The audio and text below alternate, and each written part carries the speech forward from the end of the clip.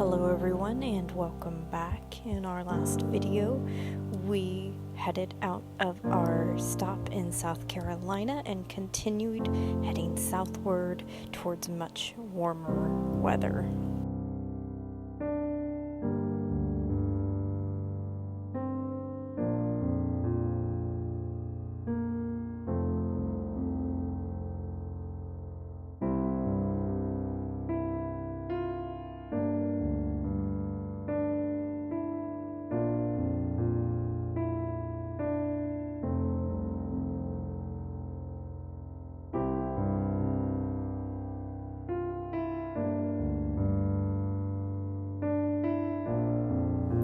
It was not the smoothest drive by any means, as we ran into a lot of heavy holiday traffic and also into some smoke here, as you will see, into Georgia, which also slowed things down quite a bit, and we were stuck in quite a few traffic jams along the way, which ended up adding probably an additional 2 to 3 hours to our trip for that day.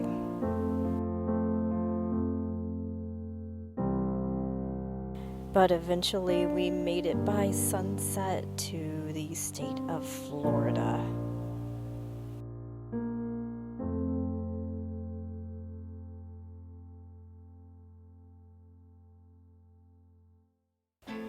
And then finally to our evening destination of St Augustine, and we were greeted with such a beautiful sunset. The next morning, we awoke bright and early to grab breakfast at a local diner. It was absolutely delicious and just what we needed to start our day.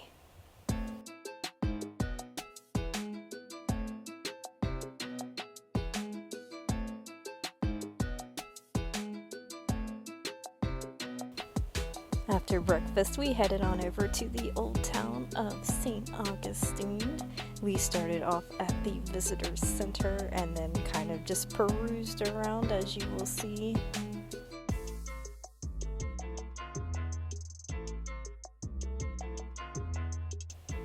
This is the 0 milestone for the Old Spanish Trail, which spans from St Augustine clear to San Diego, California.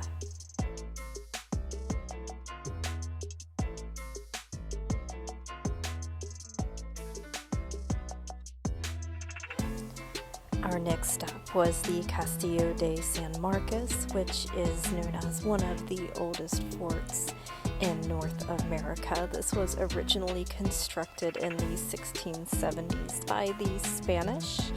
It was later taken over by the British and then eventually given to the U.S. after the Revolutionary War.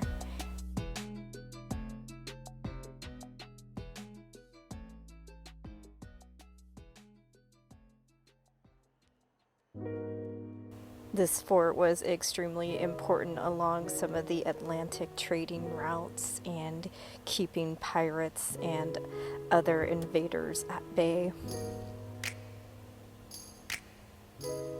As you'll see in a lot of this footage, it was extremely busy here. There was a massive line, but thanks to that interagency pass with the National Park Service, Paul and I scoot right in and get to enjoy the fort.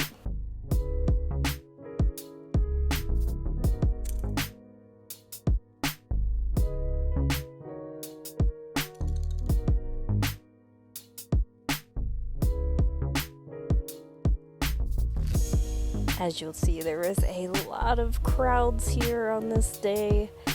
Definitely something to take into consideration if you're planning on visiting after a major holiday.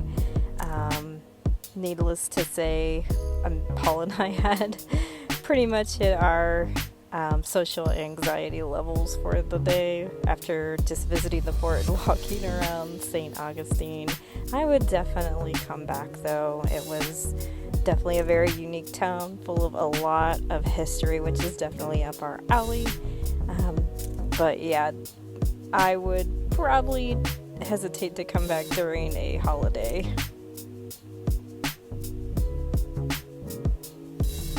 We did find this really cool Greek Orthodox shrine that was in the middle of town, and it was kind of like a hidden gem, just a nice little place to escape and cool off and kind of take in some of the beautiful artwork. And they had some kind of neat relics too. And you would never know, it's just a white little building in the middle of town. But eventually, after that, Paul and I had had enough, and we decided to head on out over the bridge.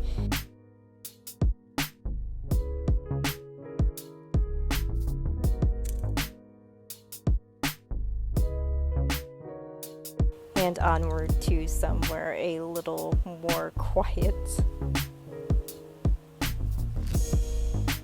In our case, this would be the Crescent Beach or Butler Beach area over in St. Augustine. It was a slightly chilly day today, so there were not a lot of people, but it was a nice place for Vinny to get to enjoy and stretch his legs and chase some waves, so we can't complain. And it also was a nice place for us to relax after being around so many people for the day.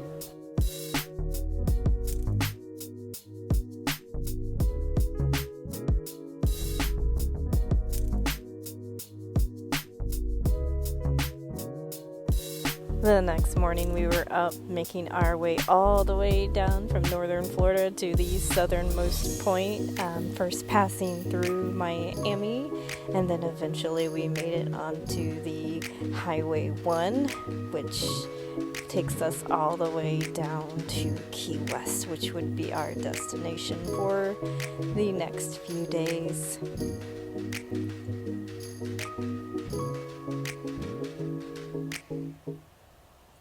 It was fascinating driving through the Keys and just being completely surrounded by ocean on both sides. It was really cool and something I finally got to check off my bucket list. I wish I could say that this drive went smoother. Unfortunately, it also went a little bit more hectic, as to be expected. With some of the holiday traffic, there were some crashes, and again, it added an extra couple hours onto our drive, hoping to make it by sunset to the campground. Made it a little bit after sunset, but hopefully our drive out is a little bit more smoother. We did get to catch a glimpse of the beautiful sunset that the Keys are most definitely known for.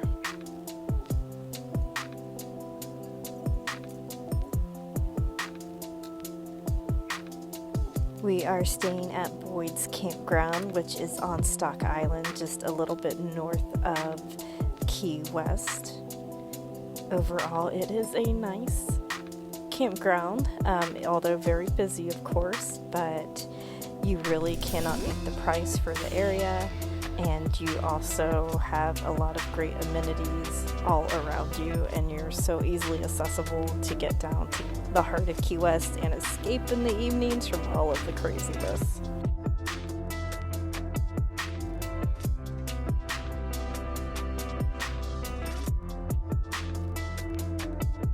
And overall, our site was not too bad. The next morning, we were up at it exploring Key West.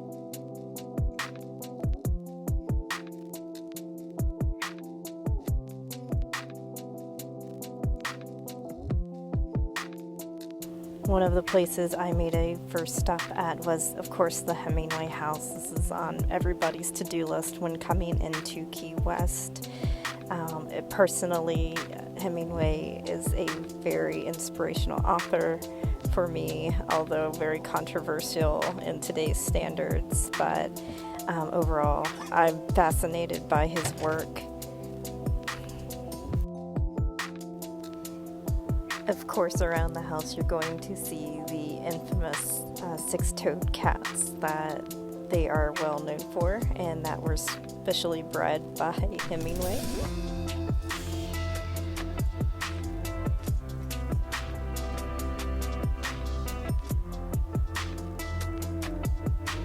I found out that he wrote a lot of his really well-known earlier books here, A Farewell to Arms, For Whom the Bell Tolls, so I was very excited to hear that, as those are some of my favorite books that he has written.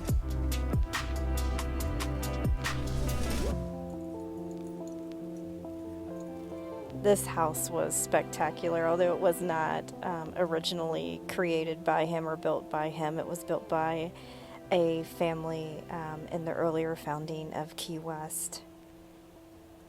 The gardens on the outside are especially wonderful to walk through, all overgrown and very old. We took some time to just kind of sit and enjoy. And you'll see artifacts from the previous cats that called this place home almost 75 years ago. Some of those footprints are. And you'll see the newer cats of today's age.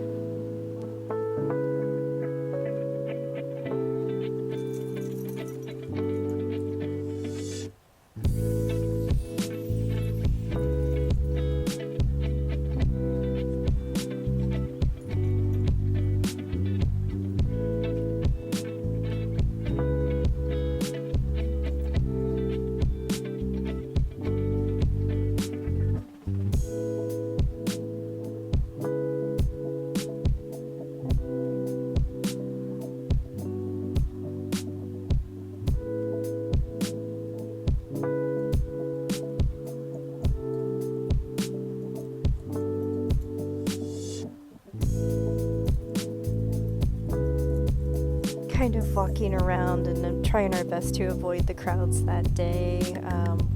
We did get some shots of the very pristine pool, which was all the rage back in the day. But my favorite was his personal studio, in which he spent a lot of his time writing. Obviously, some of those books that I very much enjoyed reading. And it looks almost like he just never left, that everything is still kind of as is, which I find absolutely fascinating. I'm so grateful that they preserved this house.